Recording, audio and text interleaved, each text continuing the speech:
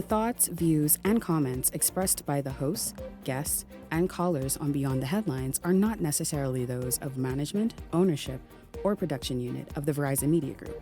Beyond the Headlines is a production of ILTV Studios and cannot be reproduced or represented in part or entirety without express written permission of the Verizon Media Group. Beyond the Headlines is the intellectual property of the Verizon Media Group. Copyright 2021.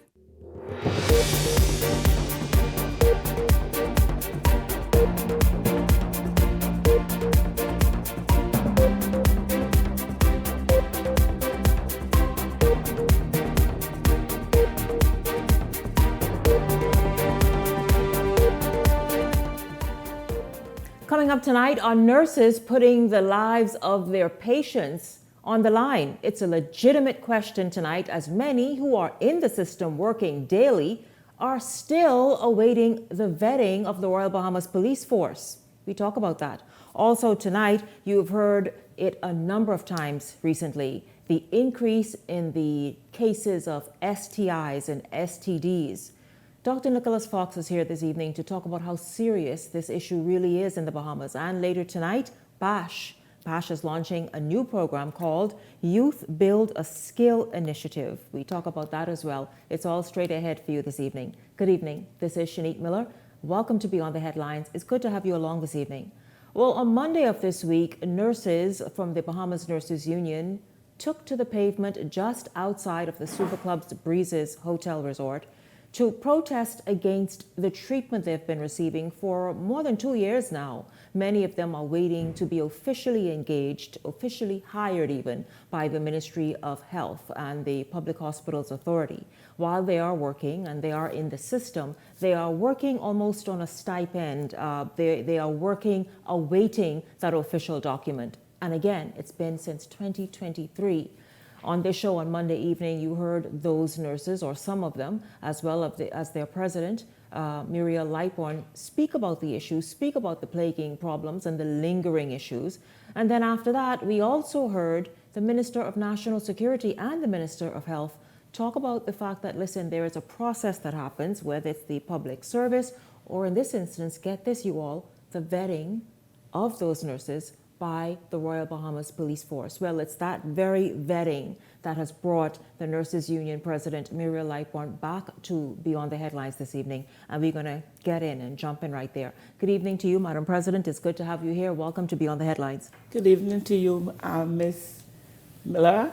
And I just want to say to our nurses, so they're Happy Nurses Month, because today is the beginning of Nurses Month. Well, Happy and Nurses so I Month want to to say Happy Nurses Month How to are them. they feeling, though? I mean, this is an international observation? International. So it's an international yes. day, in fact, month of the nurses. And so Happy Nurses Month to all of you. Yes. But at a time when so many of them are fighting just to be able to say, hey, listen, officially and legitimately, I am a nurse. Yes. I'm a registered nurse in Yes. the public health care system. That's still stalling since 2023. What's the mood? Well, for most of our nurses, you know, there's like some of them, there's nothing really to celebrate. We really can't celebrate because a lot of our nurses are working, like you said, without an official engagement or official employment into the system. And it's very hard. Just as a matter of fact, just on my way coming here, I met a nurse who said, Madam President, from 2023, another nurse from 2023 who is still waiting on her appointment as well. I think it is vexing when we talk about our nurses not getting vetting. How, Ms. Miller, this is my question. How is it that in the Bahamas, right, these nurses are not in Inagua or Maguana, if you want to give them some distance? They're here in New Providence. Right here in New Providence. Why is it taking the Ministry of National Security so long to vet these nurses right here? They are vetted by the Royal Bahamas Police Force? Yes, they are. Which division, but, do you know? I don't know exactly which division, but however, what it is that you're going through a system. They've been in the system more or less because They came in, they did the nursing program. They're now contracted, they were contracted as nursing cadets. And when I saw the contract for the nursing cadets, there were some things that they had to bring forward, some documents they had to bring in, like your passport, like your birth certificate, like a police record. No way. No, surely you jest. You mean they produced a police record that obviously has been deemed clean and afforded them the opportunity to get into the system, but yet Yes. they still need to be vetted? So they still needs to be vetted What is the again. vetting? Were you vetted? Because we want to know what this vetting looks Ms. like. Miller, I trained long time ago. Okay, before the vetting. And so I don't recall me having to go through a vetting process. I know I spoke with another nurse, and she said, Madam President, we did go through a vetting process, but it didn't take that long. It just went into the police. They do your search background like anything else. And then, Ms. Miller, these persons, some of them came in from various jobs. They were working like in hotels and everywhere else. So obviously they would have had some vetting, because you don't just go on a job and you don't produce a police record or you don't do those things. So what is that? This vetting of nurses seems to be something on a different level entirely. I would have thought it made sense before they were approved to enter the nursing program entirely, that if there is some measure that must be sort of like observed, that would have been it. Because why waste all this time going into I guess I imagine a difficult program where you need the best of the best, the sharpest thinkers, the most critical thinkers. They went in there, they've matriculated through that to the point of some of them being registered nurses, right? Right. Okay, in qualification, but they weren't vetted. I don't get it. But they go to at people's this. homes, vulnerable people, elderly people. These people who somehow there's a big question mark over their heads, obviously, are being allowed to go into people's homes and perform these various intricate, sensitive duties. But what I don't understand, Ms. Miller, like you said, these persons, they should have been vetted when they went into the program, right? I take this a little further. You have not vetted these persons. The government is now paying the money out of the government treasury, our monies are being paid out of the government treasury. And you can tell me you ain't vet them people to see who you give Hold on, wait now. the treasury My money taxpayer to. dollars going to people who there's Training. a big question mark Right. over their And head? you could tell me you don't vet them. Every year, every semester, for some of those persons, the government paid for their school fees, right? So you telling me you take my money out of the treasury to give to people who to are give to questionable. these people who are at the end of their 5-year term, you could say An entire 5 years? You could say, well, we ain't sure, but you. Come on, Miss Miller. Do you think it's an excuse? Miss Miller, that's the biggest excuse in my life, because I'm still trying to figure out how our ministry, the Ministry of National Security in the Bahamas, could vet them people all the way from Ghana. Because they were vetted, right? They will, I hope. Are they still awaiting vetting? I hope, Miss Miller, we have to make things make sense in this country. And I can't get where people are sitting down and they're contented and they're saying, oh, this happened, or this always happened. I told you the other day in the interview, I saw a letter from Miss Hamilton from 20 years ago where she was fighting the same cause, where nurses would finish, and 14 months after they had completed the course, they were still not employed. You mean from Cleola Hamilton? From Cleola Hamilton time. A former president of the Nurses Union. She had this fight as well? She had this fight in 2005. She had this fight. Well, why do you suppose? And so why the is other it- evening I talked about the snail's pace of the public service.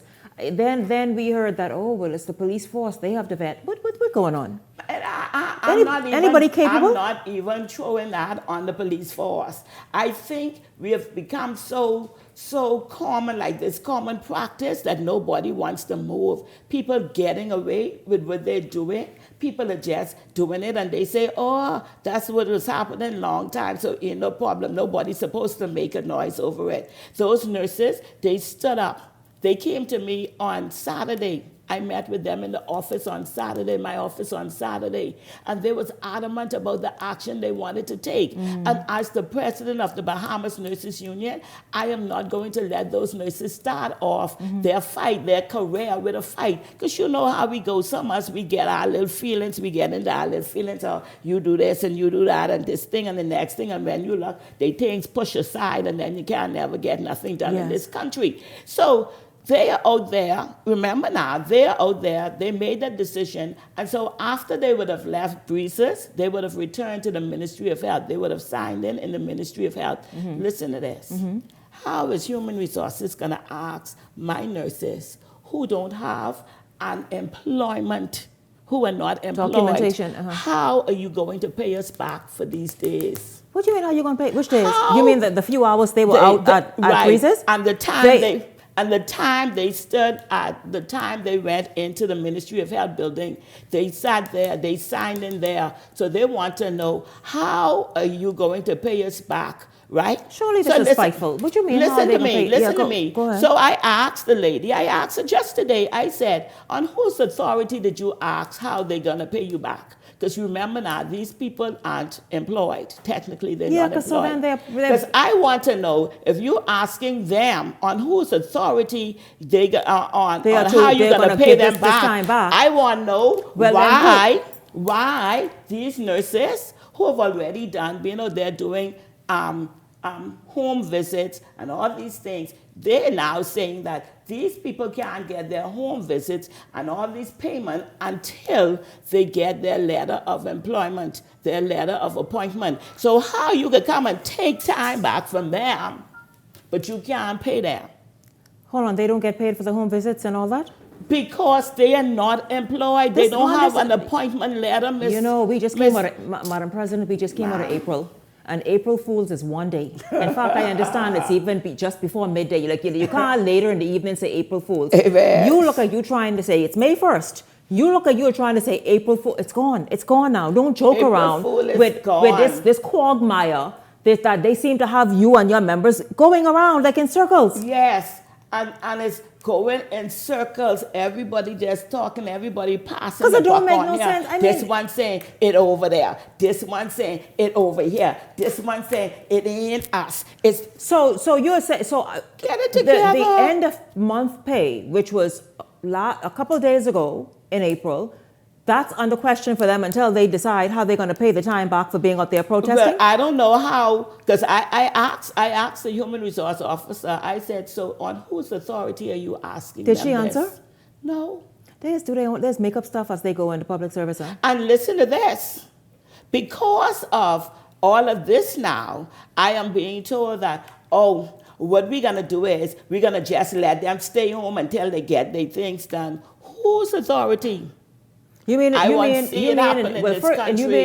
the fact that they're saying it's a nursing shortage? I know they're flexing their muscles and pushing their chests out because why? We got the Ghanaian nurses now, right? But surely they are not enough to meet the needs of what these nurses feel. So they're trying to say they're going to send them nurses home until you get your papers, then you all go home. Since you all can't figure it out and tell us when you all can pay us back with the time that you all used to go and protest for your rights, you're going to have to go home. This is what's being said. But Sinead, listen to me. I want to see it happen. You know why I want to see it happen? Because when we went, I mentioned before about an incident at Elizabeth Estate Clinic.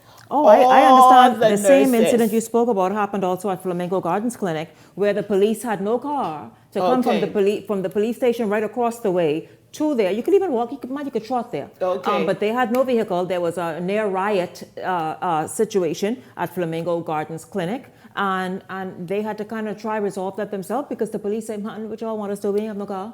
But listen to this. All the nurses that were on that evening shift, were nurses who have not yet received their appointment letter. I want to see Human Resources tell me that they will move forward with sending these nurses home until they are employed. They get their letters. Why has this turned so? Why has this become such a mess? Because it doesn't need to be. It really doesn't. Why? Because we don't know how to resolve things. There's something that's called conflict resolution.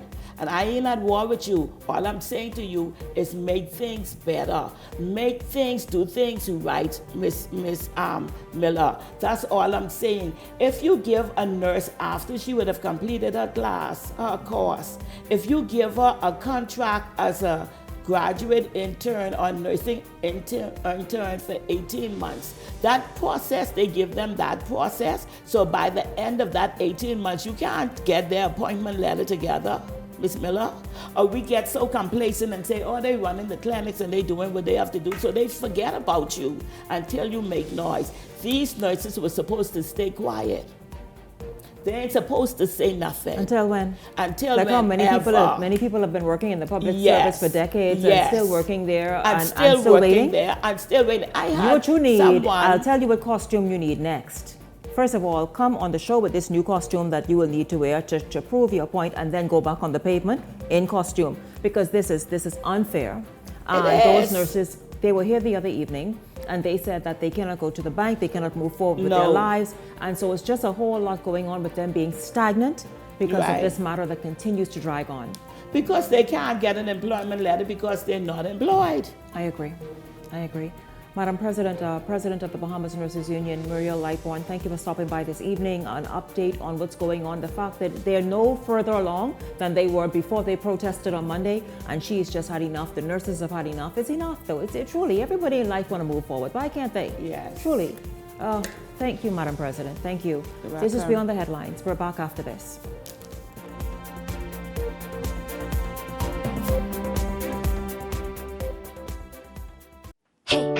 Spa week, we got what you need. Sit back, relax, and come in for a treat. We just wanna make you smile. We will go the extra mile at Baja Retreat Spa. Come visit us at Baja Retreat Spa on East Bay Street. Contact us at 323-6711 or visit us online at www.baharetreat.com. Sizzling summer savings start early at Grand Bahama Tiles with a 25% off store-wide sale. This Friday, May 2nd and Saturday, May 3rd, catch the savings and upgrade your home decor early with sizzling summer deals.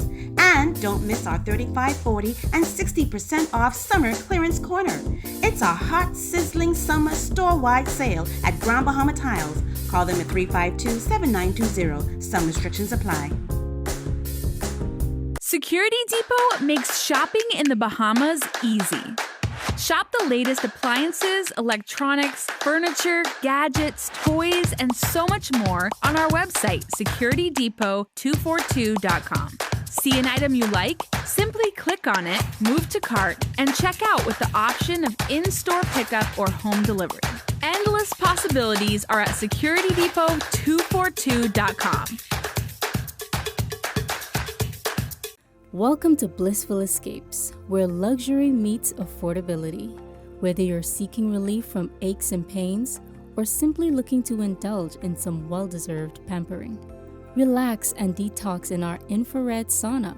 Enjoy a soothing Swedish massage or an invigorating exfoliating body scrub. We also provide advanced facial treatments using cutting-edge technology, including hydrofacial, microneedling, and microcurrent therapies, located at the shops of Cable Beach Plaza.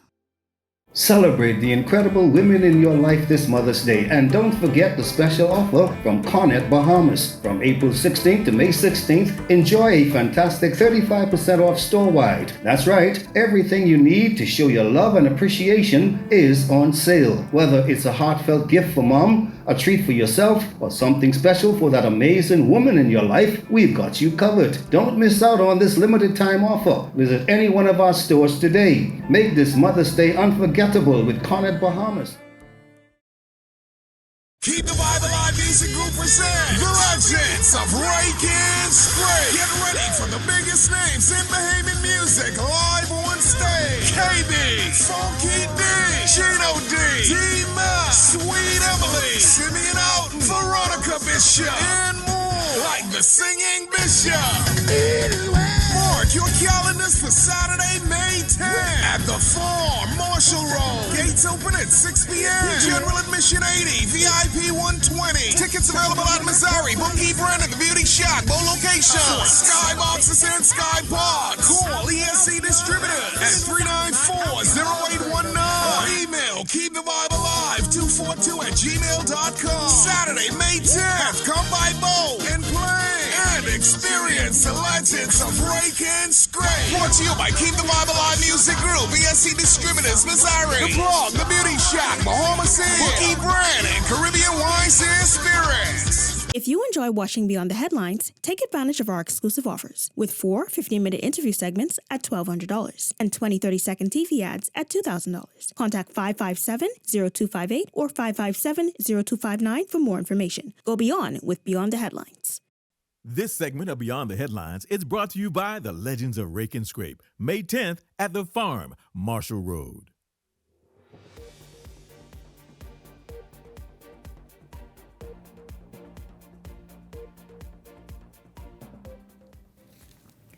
Welcome back to Beyond the Headlines. Well, you've seen the statistics. The cases or incidences of STIs and STDs are on the rise in the Bahamas. It's quite concerning.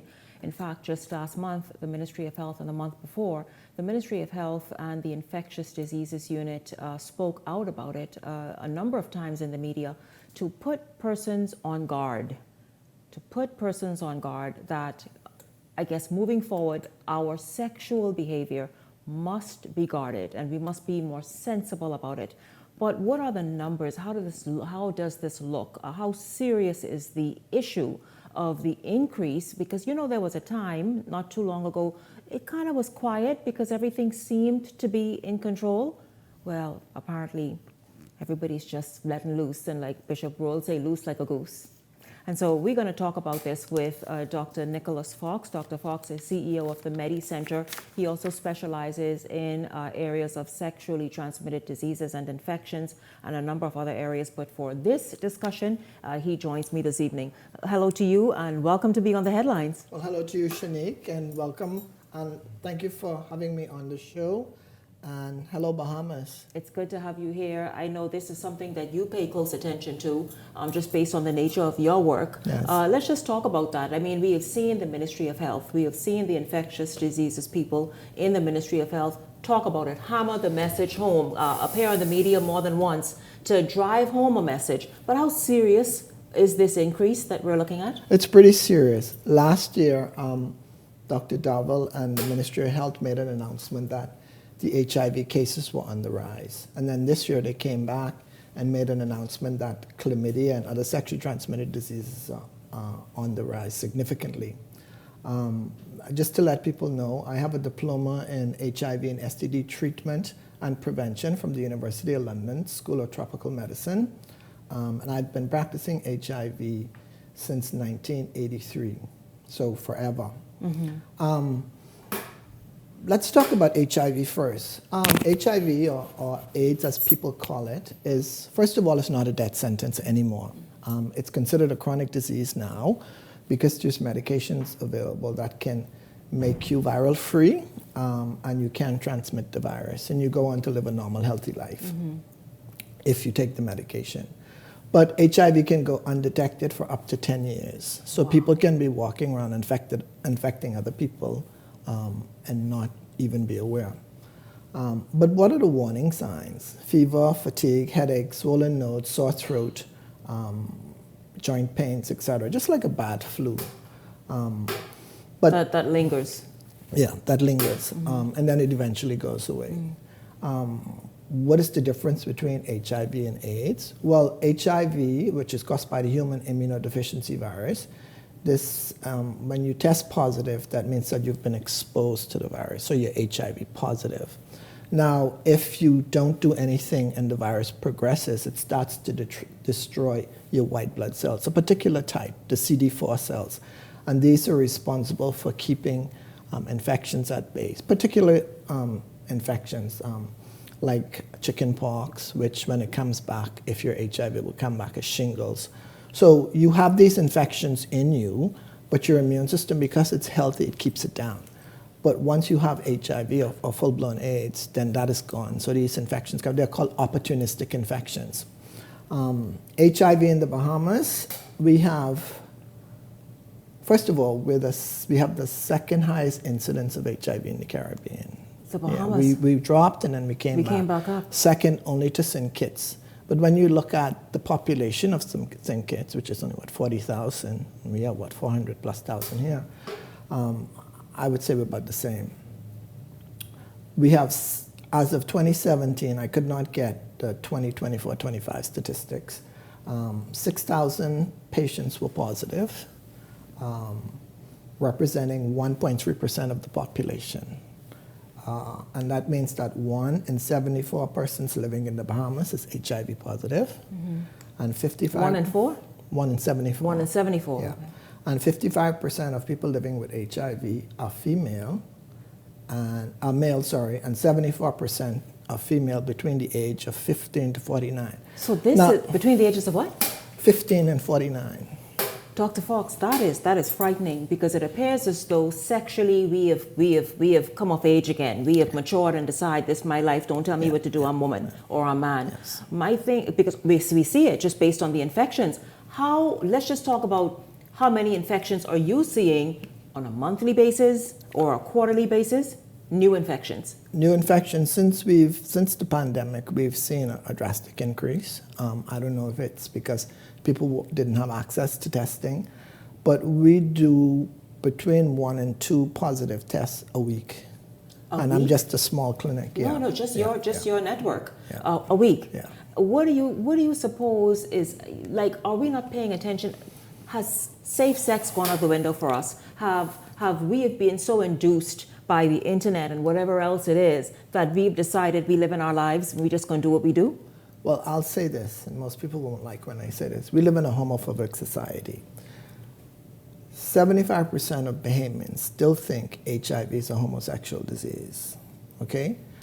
When women come in, and I just had a case yesterday, when women come in and they test positive, this girl, first thing she said, oh, my boyfriend is a sissy. I'm like, really? More women get... that was her response, yeah. Because she obviously shocked, afraid, everything. Yeah. Mm-hmm. More women get HIV than men. So it's a heterosexual disease and not a homosexual disease. The internet has played a significant role. Everybody has access to porn sites. But Bahamians don't realize... And that triggers unrealistic desires, expectations. Right. And Bahamians don't realize that pornography is entertainment. It's no different than watching Rambo or anything. These people are paid and they are tested constantly so they can afford to have unprotected sex. But of course they're not telling the public that these people are tested. So we're looking at the porn and we're thinking, oh, unprotected sex is the way to go. Also, in today's society, monogamy is a thing of the past. You're seeing women... Is? Oh, yeah. You're seeing, especially amongst the young people, women with several boyfriends to take care of them. And sleeping with each one. Yes, sleeping with each one unprotected. You're seeing married couples bringing somebody in the bed. Bahamians are now into the threesomes? Yeah. Threesome, foursome, group sex, you name it. It's common? Yeah, very common. And nobody is using protection. In fact, I had a patient on Monday who brought 2 women in. Both of them are pregnant. And he was just proud as ever. So polygamy, that's it, right? Or polyamorous, whichever one, both. Yeah. Are you trying to say it's now a thing and it's accepted and it's like, yeah, okay, what I have him tonight, you have him tomorrow night? It is. Or we have them together? Yeah. And they see nothing wrong with that. And meanwhile, no protection is happening. No well, if you can bring 2 people in pregnant, obviously. But no, there's no protection. Yeah. And they see nothing wrong with that. And then when they test positive for any STD or HIV, and I use this word in the true sense, ignorance. Ignorance means lack of knowledge. Because of their ignorance, they don't realize how serious it is. And they're like, okay, so you can give me a shot of penicillin for that, or can I take a tablet for that? And see, that's the foolishness too, Dr. Fox. Are we, and I'm generalizing this, the thing in terms of using we, the point is, like, are people just brushing it off nowadays? They are. They don't take it because even we'll get back to the HIV. But you all heard that? This is serious. I hope you hear that. All this behavior that we now embark on and participate in, right? But the other things like chlamydia and all those other ones that you mentioned, those are also quite serious infections. Yeah. And I'll get to that because Bahamians need to know what's going on and how you contract these diseases and why they're so prevalent here. So we're seeing all these young people. The youngest person I've seen is a 14-year-old boy who was raped by his uncle, and he got HIV. Devastated the family, separated the family. And the thing is, the uncle knew he had HIV. Yeah, you know, Doctor, put a pin right there. Dr. Fox, if we can in this can we criminalize an act like that? But it is supposed to be criminal. But we just don't go and pursue it. Yeah. Because if you know you were infected and go with a woman or a man, you are wrong for that. Yeah. And I'll tell you why. I'll tell you why HIV is the way it is in this country. Like I told you before, most people think it's a homosexual disease. So there's so much stigma associated with HIV here until when you diagnose people, they just disappear.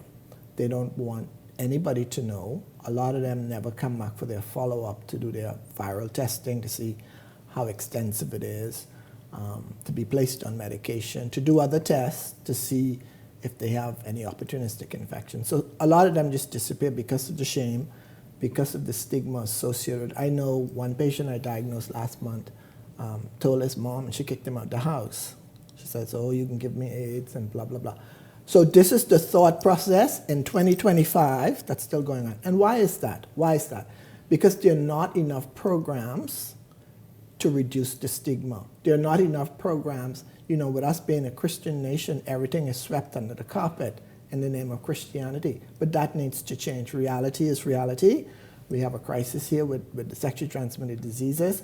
We have a crisis here with the HIV, and nobody's doing anything about it. And it's destroying families. You mentioned this teenager, and his mom kicked him out because she feels though he is going to give her AIDS. It's not possible at all. No. Even using the same utensils and stuff. I don't know what it is. Maybe she thought, but again, lack of information. You know, and the thing is, it's urgent, and then it's also tearing marriages apart. And then there are some cases where perhaps spouses aren't telling each other that they're infected. They don't. As a physician, if somebody comes in and they're positive and they're married, I can't tell the spouse. That's up to the individual. And you know, you would say, well, you need to let your wife know, you need to let your husband know. And most of them say, for what? And they never tell them. I have a lady now who's been positive 6 years, never told her husband, never. He has no idea? No. The good thing about HIV is there's no guarantee you will get HIV when you have sex. It's like a 5% chance. So I guess he's just lucky and his immune system is good. But they don't tell people, and they continue to have sex. They don't come on and go on their medication. And then you see them later with opportunistic infections, like yeast infections in the mouth, all these spots on the skin. And I'm like, you're in full-blown AIDS. What happened? You didn't get your medication. You didn't do this. You didn't. And they're like, no, I didn't want anybody to know. So the same thing you're hiding is now public knowledge because we could look at you and see that you're in full-blown AIDS. So it makes absolutely no sense. And I think we need to start in the schools from young to educate people and make them aware. Especially in this highly sexualized age nowadays. Yes. And then we also, listen, and it's not a promotion of go and have sex. In fact, the promotion really is abstinence, right? But the point is, and just being realistic in today's world, the education and the information needs to be not once repeated. Yes, and an informed person is an armed person. If you know everything and what to look for, and you see somebody and they present with these things, I'm not having sex with that person, and prevent yourself from contracting HIV. Mm-hmm. But we hardly see full-blown AIDS now, at least in the private practice. It's better in the private practice because the people can afford the meds, they're compliant, they want to live. Most of these people are middle-class people who have jobs and families, and they want to live.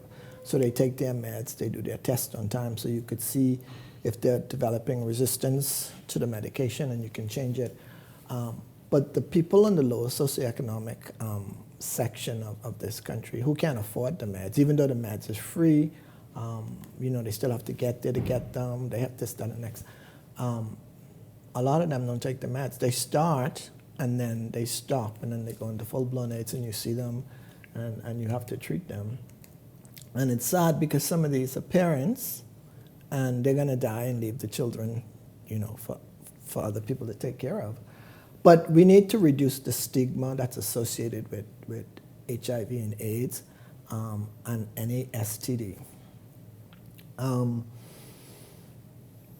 Like I said, HIV is just considered a chronic disease like diabetes. Once you take your medication, you can live forever. There's a new drug out, an injection. You get an injection twice a year. I'm advocating to bring that here because people don't like to take. It's not in countries yet? No, it's not in countries yet. But again, in 2023, 130 people were diagnosed HIV. Between the ages of 15 and 24, they made up 17%, 40 to 49, 21%, and 30 to 39, 28%. And how is it transmitted? All sexually transmitted diseases can be transmitted orally, and this is a problem. A lot of girls think that if they give a guy a blowjob, they can't get an STD. And so you see them coming with sores in the throat. I saw a patient the other day with this huge tumor almost hanging in his throat, which was a gummer from syphilis that he had and didn't go and treat it. Anal sex, vaginal sex. And they're all spread via sexual contact. You can also get it through injection of illicit drugs, any contact with infected body fluids, breastfeeding, and it can be transmitted through childbirth. Although we haven't seen a case of transmission during pregnancy in years. Because immediately that mother has to be tested, so she is placed on. Yes. But again, I can't emphasize the fact that we need more information out there for the public. But you would think it's more. You would think that, listen, you know, there was a time, Dr. Fox, and you were one of the leaders in this aspect of healthcare, other aspects, but this you've also taken a keen interest and been leading since the 80s. So you would think with all the information that's been out there, I know you all have relaxed significantly because, again, there was no need to in recent time. I mean, are people not still thinking? You know, like when you're just so casual about sex, you don't think about consequences. You know what's interesting? I asked, when the young people come in, I asked them about sex, and most of them just say, I'm asexual, Dr. Fox. I have sex with whoever, man, woman, whoever. It doesn't matter as long as it's sex. And I'm like, but even if you're doing that, you need to protect yourself. You need to get tested. People who are getting married, I said, did you do your tests? You're going to get married only to find out your partner have some STD or maybe HIV positive. They don't get tested.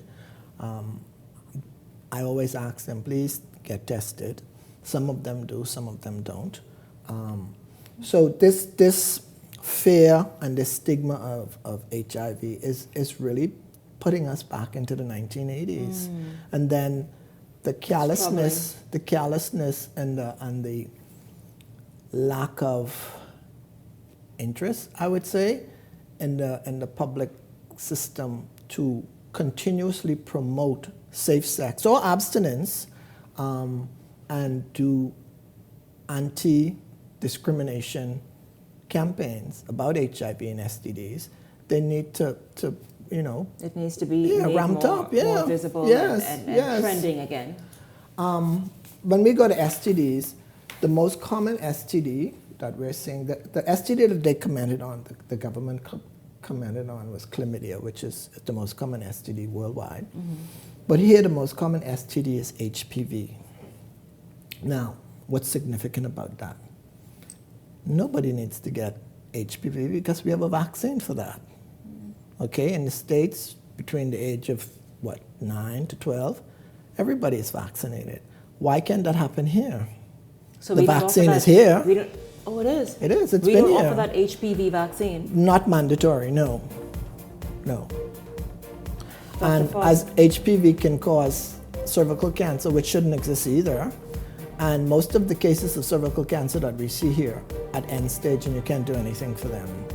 It also causes cancer in the penis in boys, genital warts, and a whole myriad of stuff. And one vaccine can stop this. And it should be added to the mandatory regimen of vaccines that we have. Dr. Nicholas Fox, you absolutely gave us a whole mouthful in this segment. I would love to have you back I mean, because again, we've just said it. This information needs to be repeated, not just drop once and then you're stunned for a moment. And so you're behaving for a week, and then next week you see somebody and you just figure, let's do this. I thank you very much. Good information that you've shared. And you broke it. I like the fact that you just break that down, because it was just this lump sum. But no, we needed to dissect that and have a look-see and see exactly how this is looking, how it's showing up, where the Bahamas sits. You heard him, number 2 in the region, and perhaps even number 1 in HIV and AIDS, just that. And then all those other various sexually transmitted infections and diseases. Thank you so much. Looking forward to speaking with you further on this, Dr. Fox. Thank you. Thank you for having me. It's been a pleasure. My pleasure. Dr. Nicholas Fox, CEO of the Medi Center, speaking of the increase in HIV and AIDS, in STIs, STDs, to better help you be healthy and be safe. Thank you once again. This is Beyond the Headlines. We're back right after this.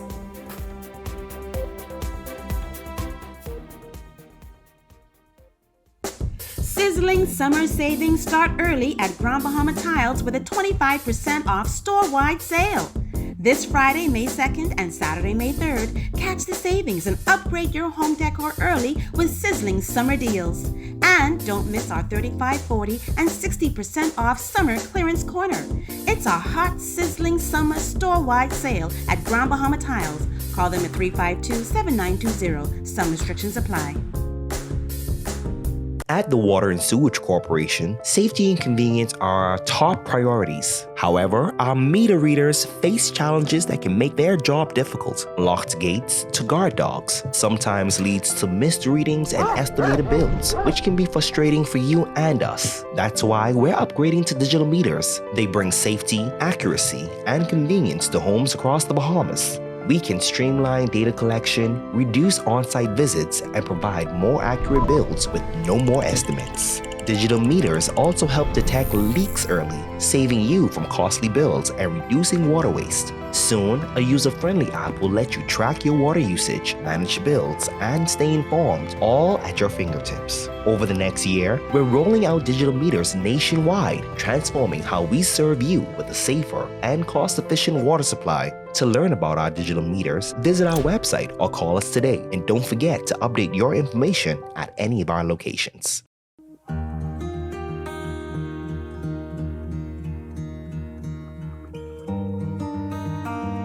You work hard to provide for and protect the ones you love.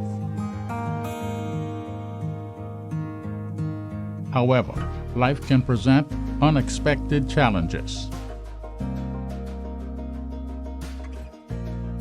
Who you call in times of need matters. Insurance Management is a Bahamian-owned company that has been serving our community for over 40 years, offering a wide range of coverage for all of your personal, professional, and commercial needs. When life happens, rest easy knowing that our skilled and experienced agents are there for you in your time of need, so that you can get back to what matters most. Insurance Management. Nobody does it better. The internet isn't just for surfing. There's a sea of shoppers buying online, and you can connect with them on Tingsy. Tingsy is the SBDC's online storefront built for Bahamians. Take your business to the next level by selling to customers online, both at home and around the world. People want Bahamian things, and if you got things to sell, sell on Tingsy. Find out how you can connect with a sea of buyers by visiting TingsyBahamas.com. Sizzling summer savings start early at Grand Bahama Tiles with a 25% off store-wide sale. This Friday, May 2nd and Saturday, May 3rd, catch the savings and upgrade your home decor early with sizzling summer deals. And don't miss our 35%, 40%, and 60% off summer clearance corner. It's a hot, sizzling summer store-wide sale at Grand Bahama Tiles. Call them at 352-7920. Some restrictions apply. If you enjoy watching Beyond the Headlines, take advantage of our exclusive offers with 4 15-minute interview segments at $1,200 and 20 30-second TV ads at $2,000. Contact 557-0258 or 557-0259 for more information. Go beyond with Beyond the Headlines. This segment of Beyond the Headlines is brought to you by EV Motors. Drive the future with brand new 2024 electric vehicles. EV Motors, powering your journey.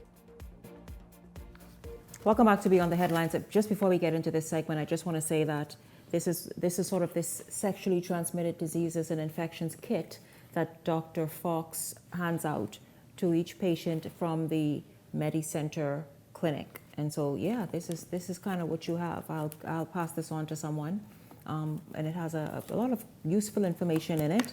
A mint. Also, I guess maybe a condom. I'm not going to see if I see it there, but I'm sure it's in there somewhere, maybe.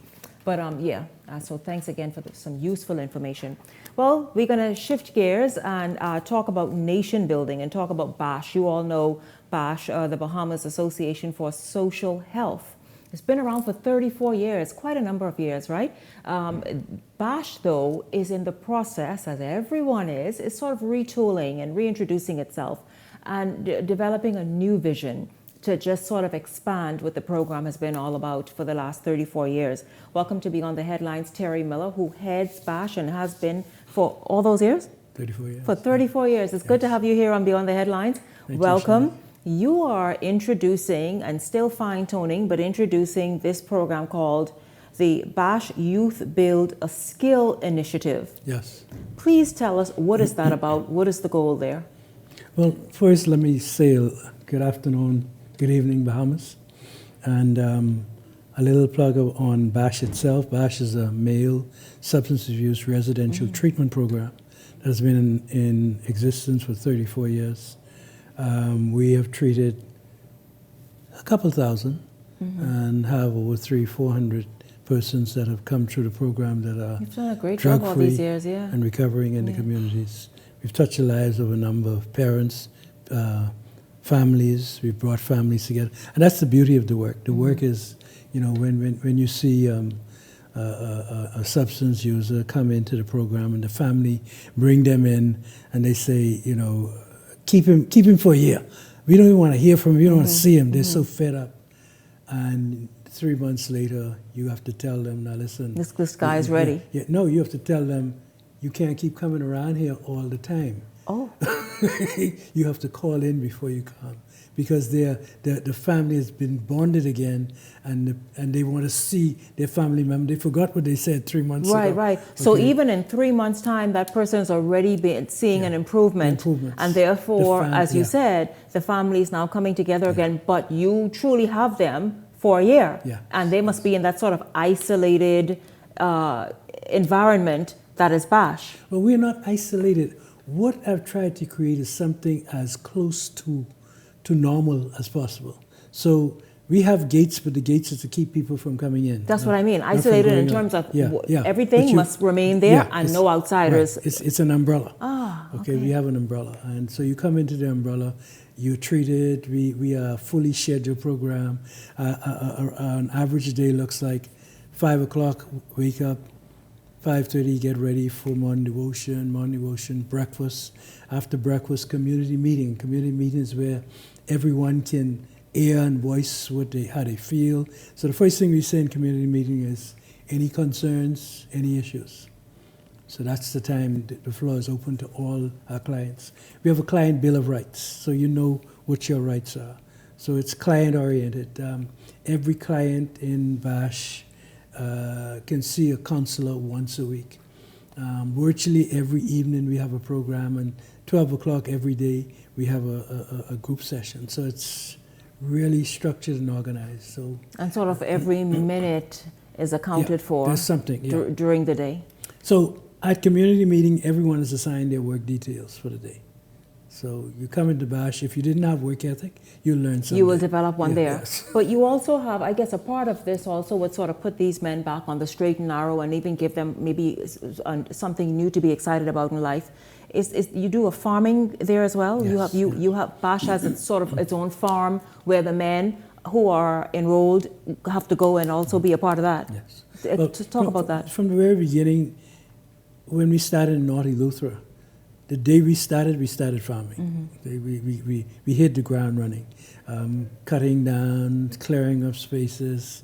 And back here in Nassau, we have been over the years just growing from different seasons. We'd have several different types of vegetables. We had a project that we ran with IICA, International Institute for Cooperation in Agriculture, where we were providing a specific type of potato slip to the Family Islands. So we were producing them here. But now we are working on, the work that I do. The vision for BASH, Bahamas Association for Social Health, is not a drug treatment program. We operate a drug treatment program. Bahamas Association for Social Health is Bahamas Association for Social Health. So the vision is, the lofty vision has always been to substantially reduce crime, violence, and drug abuse in our communities. It's a big vision. Okay. I don't think we've done much, but when we quantify it, we can see a whole lot has been done. But we're definitely not satisfied.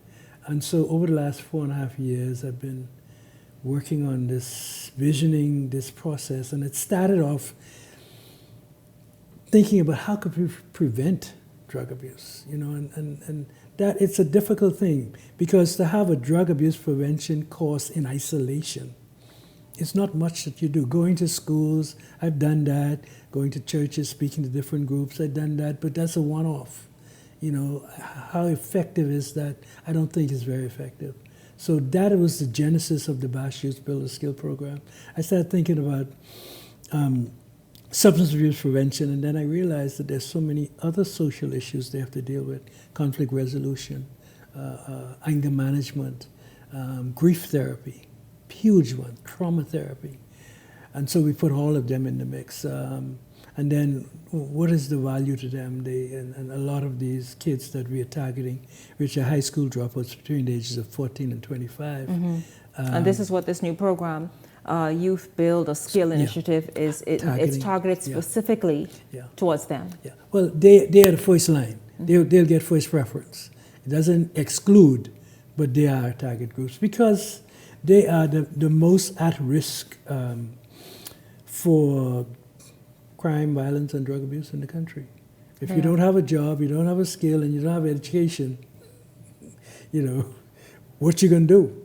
How you gonna impress the girls? How you gonna get a car? So the obvious answers are there.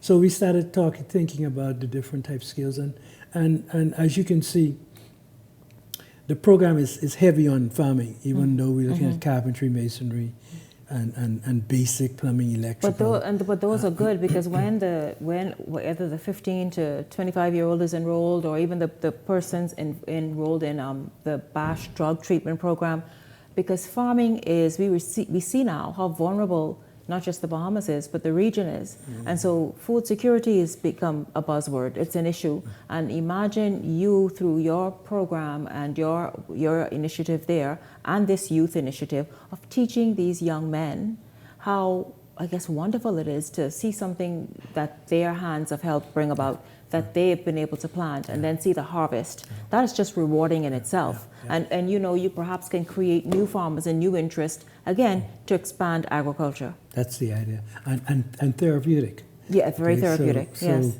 So it's multi-layered.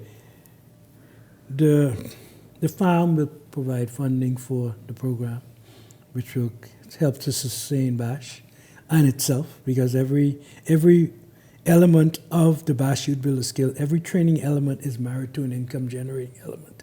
So the farming will provide its own funding. It will train young men. It will get them off the street. It will give them the therapy that they need to maneuver through life, learn how to manage their anger, learn how to resolve conflicts without violence. Yeah, and to feel useful. And being useful. Yeah, because and to feel, being and feeling, because it's a wonderful thing when you feel right in here that, dang, I'm making a difference. Yes. This, what I'm doing is actually making something amazing happen. Well, I look forward personally to to hands-on with them. Yes. There's so much I want to share with them. I want to teach them some of the universal principles like the law of cause and effect, that you reap what you sow, and the principles of thoughts, learning to think, how your thoughts can lead you down. You know, one man says, mind your thoughts, they become your words, mind your words, they become your deeds, mind your deeds, they define your character, mind your character defines your destiny. So, you know, it starts with how you're thinking. And there's a lot of these young kids that are growing up in some very difficult conditions. They are. Okay, I remember years ago, and this ties right into cause and effect. Years ago, about 35, 40 years ago, I had a housekeeper, and during a holiday, she brought her son. Her son was 7 years old, and she was a big strapping woman, and the way she talked to him, she cussed that boy like he was a man. You know, just like your pa, etc. I said, no, you can't do that. You can't do it, not here. And she said, you, Mr. Miller, you don't know him? You don't know? I said, no, I don't, you don't know him, because he's only 7 years old. So you have to stop that. But she didn't hear me.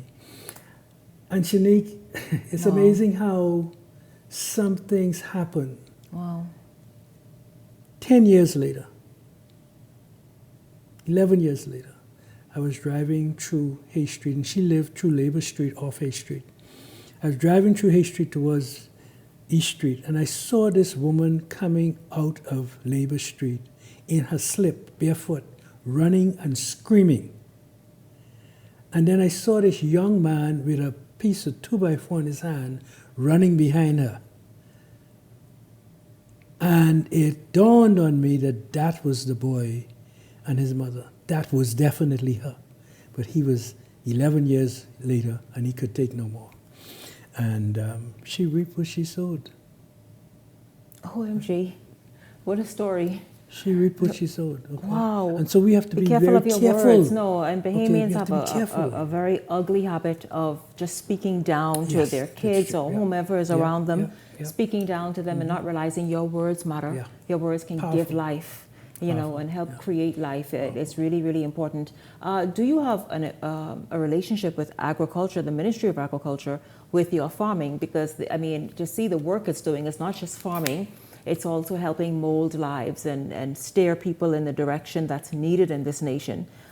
Is that relationship happening? Yeah, we're talking to, we've spoken to the minister and his team, and they're very keen and interested in it. I am scheduled to meet with the director of SBDC on Tuesday of this week. Next week. And Ms. Roll has indicated that she's interested in seeing how she can help us with the pilot project of the fodder production. Fodder production is going to be our first line, and then we're going into some hydroponics. But we're already doing backyard farming, and we're growing a lot of bananas, native fruits like tamarind and guava and dilly and soursop, etc. And seasonally we grow crops of vegetables. Mm-hmm. Yeah. Now let's talk about this program. When are you looking to launch it? Where can they even get additional information so that when it's ready to launch, you know, parents can perhaps have their teenage sons involved, or persons interested can sort of be on the front lines ready to get in? Well, I can be contacted at 809-7178. My number I give to everyone. I tell people, give my number to anyone. What is the number again? 809-7178. And we want to launch by the end of next month, at least the pilot project for the fodder production. Yes. That's our goal. Oh, that's wonderful. So then, end of next month, that's the end of June. Yes. So yeah, for summer, so that by summer you have something going for these kids to be involved with. That's super. Yeah. That's really a great idea. Well, Terry Miller, thank you so much. Terry Miller, of course, 34 plus years in BASH. It's been around for quite some time and making quite an impact as well. Thank you for being here this evening. Looking forward to hearing more, especially when you launch. Would love to hear more about that. Thank you so much. And thank all of you for tuning in this evening. Of course, our guests, The top of tonight's show, Nurses Union President Maria Lightbourne. In the middle of tonight's show, Dr. Nicholas Fox, and of course, Terry Miller. And you for tuning in this evening. Thank you so much for watching. Look forward to seeing you right back here tomorrow evening. For the entire Beyond the Headlines team, I'm Shanique Miller. Make it a great evening, everyone.